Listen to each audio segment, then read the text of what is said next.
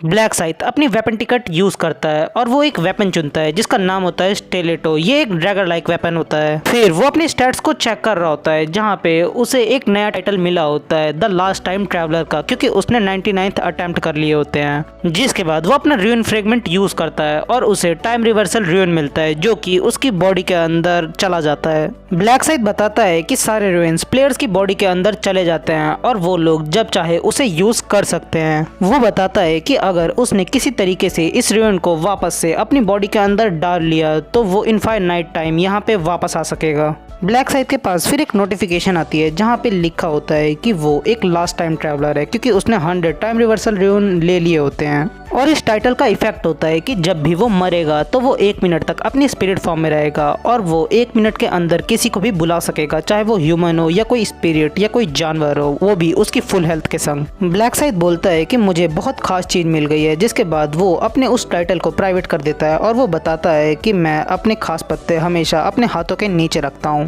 वो एंजल बोलती है कि अब मैं बहुत ज़्यादा बोर हो रही हूँ, जिसके बाद वो वहाँ पे जो मर जाते हैं प्लेयर्स उनकी बॉडी को गायब कर देती है। वो बोलती है कि क्यों ना इस खेल को और ज़्यादा इंटरेस्टिंग बनाया जाए, जिसके बाद वहाँ पे उन प्लेयर्स की तरफ और गॉब्लिन्स अटैक करने के लिए आगे बढ़ते हैं। वो एंजल हंसते हुए बोलती है कि मैंने तुम्हें 50,000 गॉब्लिन्स का रिफिल कर दिया है। इतने सारे गॉब्लिन्स को अपनी तरफ आता देख कुछ प्लेयर्स डर के भागने की कोशिश करते हैं, पर वो गॉब्लिन्स उन्हें मार देते हैं और जिसके बाद वहाँ पे शुरू होता है मौत का खूनी खेल, जहाँ पे हम देखते हैं कि वो गॉब्लिन्स उन प्लेयर्स को बुरी तरीके से मार रहे होते हैं। जिसके बाद ये क्वेस्ट कंप्लीट हो जाता है और हम देखते हैं उस एंजल को जो कि काफ़ी ज़्यादा खुश हो रही होती है। जिसके बाद वहाँ से सारे गॉब्लिन्स गायब हो जाते हैं अपने आप। वो एंजल बताती है कि तुम लोगों ने फर्स्ट क्वेस्ट कंप्लीट कर लिया है और यहाँ पे जितने भी प्लेयर्स इन गॉब्लिन्स को नहीं मार पाए अब उन्हें भी मरना होगा। जहाँ पे कुछ प्लेयर्स रो रहे होते हैं तो कुछ प्लेयर बोलते हैं कि हमारा सिर्फ एक और गॉब्लिन मारना बाकी है, प्लीज़ ऐसा मत करो, हमें मत मारो। जहाँ पे वो एंजल उन सबको मार देती है। वो एंजल बोलती है कि आखिर तुम लोग इतना उदास क्यों हो रहे हो, क्या तुम लोग खुश नहीं हो कि तुम अभी भी जिंदा हो, और इससे तो तुम्हें और ज्यादा मोटिवेशन मिलेगा ताकि तुम इस गेम को और अच्छे से खेलो। जहाँ पे उन प्लेयर्स के पास नोटिफिकेशन आती है फर्स्ट राउंड क्लियर होने की, जहाँ पे ब्लैक साइथ ने फर्स्ट राउंड क्लियर किया होता है 10 मिनट में, सेकंड होता है स्टूपिड इडियट जिसने लिए होते हैं 16 मिनट, और जो थर्ड आया होता है उसका नाम होता है हेवनली डीमन जिसने 17 मिनट लिए होते हैं। और इन तीनों को 1000 गोल्ड मिलता है जिन्होंने फर्स्ट राउंड पहले क्लियर किया होता है। ब्लैक साइथ मुस्कुराता है और वो बोलता है कि अब सब लोग जान गए होंगे कि मैं ही फर्स्ट हूँ पूरे रीजन के अंदर। वो एंजल बोलती है कि मुझे बहुत हैरानी है कि पूरे रीजन के अंदर जो फर्स्ट आया है वो मेरे एरिया से है। वो एंजल बोलती है कि ब्लैक साइथ हाँ, तो ब्लैक साइथ बोलता है कि एक सवाल पूछो। वो एंजल बोलती है कि आखिर तुम कितने स्ट्रांग हो या तुम्हें कोई स्पेशल रूइन मिल गया है। तो ब्लैक साइथ बोलता है कि मिस एंजल क्या आप खुद नहीं देख सकती मेरी स्टेटस विंडो को। तो वो एंजल बोलती है कि क्यों नहीं, मैं तो सिर्फ तुम्हारा टेस्ट ले रही थी क्योंकि हर एंजल तुम्हारी स्टेटस विंडो देख सकती है। जहाँ पे हम देखते हैं एंजल्स प्लेयर्स की स्टेटस विंडोज को नहीं देख सकते। वो एंजल बोलती है कि ये इंसान, जहाँ पे ब्लैक साइथ बोलता है कि क्या मैं कोई रिक्वेस्ट कर सकता हूँ। वो एंजल बोलती है कि एक रिक्वेस्ट क्या है वो। तो ब्लैक साइथ बोलता है कि मुझे नंबर 1 आने के लिए जो रिवॉर्ड मिला है वो इतना कुछ खास नहीं है, तो क्या मुझे आप इसके बदले में कुछ अच्छी चीज दे सकती हैं। वो एंजल बोलती है कि तुमने अभी अभी क्या कहा। तो ब्लैक साइथ बोलता है कि मैं नंबर 1 आया हूँ और मुझे ये रिवॉर्ड कुछ पसंद नहीं आया, क्या मुझे आप कुछ अच्छा दे सकती हैं। वो एंजल बोलती है कि आखिर इस इंसान की इतनी हिम्मत कैसे हुई कि ये मुझसे ऐसे बात कर सकता है, क्या इसने कुछ गॉब्लिन्स मार दिए इसलिए ये मुझसे ऐसे बात कर रहा है, मैं इसे अभी मार डालूंगी। जिसके बाद वो उसे मारने के लिए आगे बढ़ती है, पर वो बोलती है कि मैंने अपनी 1 टाइम एबिलिटी यूज़ कर ली है, अब मैं इस इंसान को नहीं मार सकती हूँ। जिसके बाद वो बोलती है कि रुको, मुझे पता है कि तुम्हें क्या देना है। जिसके बाद वो नीचे आती है और वो बोलती है कि मैं वैसे तो हमेशा ऐसी रिक्वेस्ट टाल देती हूँ, पर आज कुछ स्पेशल है इसलिए मैं तुम्हें ये रिक्वेस्ट देती हूँ। वो एंजल बोलती है कि मुझे इस इंसान से अकेले में कुछ बात करनी है। जिसके बाद वो ब्लैक साइथ को कहीं पे लेके जाती है। वहाँ पे प्लेयर्स बोलते हैं कि मुझे यकीन नहीं हो रहा सच में इस इंसान ने एक एंजल से बार्गेनिंग की है, क्या उन लोगों को भी ये चीज़ ट्राई करनी चाहिए। पर नहीं, ऐसा नहीं हो सकता, मुझे लगता है कि वो पूरे रीजन में फर्स्ट आया है इसलिए उसकी रिक्वेस्ट पूरी की जा रही है। जिसके बाद सीन शिफ्ट होता है, हमें दिखाया जाता है उस एंजल का सीन जहाँ पे वो ब्लैक साइथ को किसी फॉरेस्ट के अंदर लेके जा रही होती है। वो बोलती है कि तुम मेरे साथ चलो क्योंकि मुझे बार बार मुड़ना पसंद नहीं है। ब्लैक साइथ बोलता है कि ठीक है। वो एंजल बताती है कि इंसान कभी भी किसी की बात नहीं सुनते हैं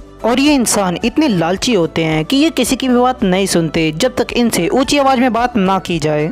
वो बोलती है कि आखिर वो उस चीज को कैसे बदल सकती है जो सिस्टम ने उसके लिए डिजाइन की हो। उसका मतलब वो उसे बदल तो सकती है, पर आखिर वो ऐसे एक्सेप्शंस के लिए क्यों बदले। और मैं इसे बता दूंगी आज कि लालची कीड़ों के संग आखिर क्या होता है, जहाँ पे वो एक पत्थर देखती है और बोलती है कि मैं वहाँ पहुँचने के बाद इसे जान से मार दूंगी।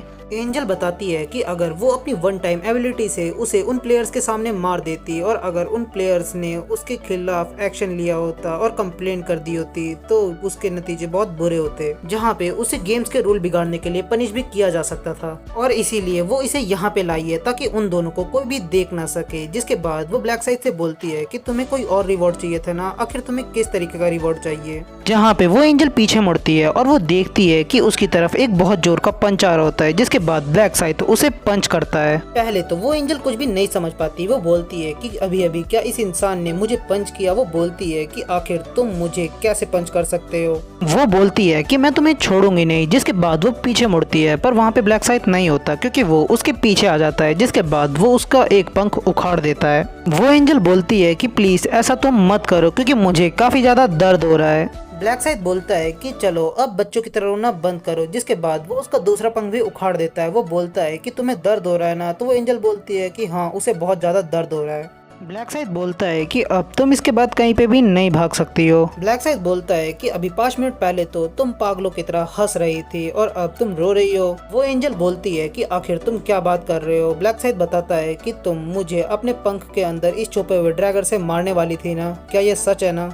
वो एंजल बोलती है कि नहीं, आखिर वो ऐसा क्यों करेगी, आखिर वो उसे क्यों मारेगी। ब्लैक साइड बोलता है कि अब झूठ बोलने का कोई भी फायदा नहीं है। क्या मैंने सही कहा ना बैरल। जहाँ पे हमें इस एंजल का नाम पता चलता है, इसका नाम होता है बैरियल। वो एंजल बोलती है कि एक मामूली इंसान मेरा नाम कैसे जान सकता है, ऐसा नहीं हो सकता, आखिर तुम मेरा नाम कैसे जानते हो।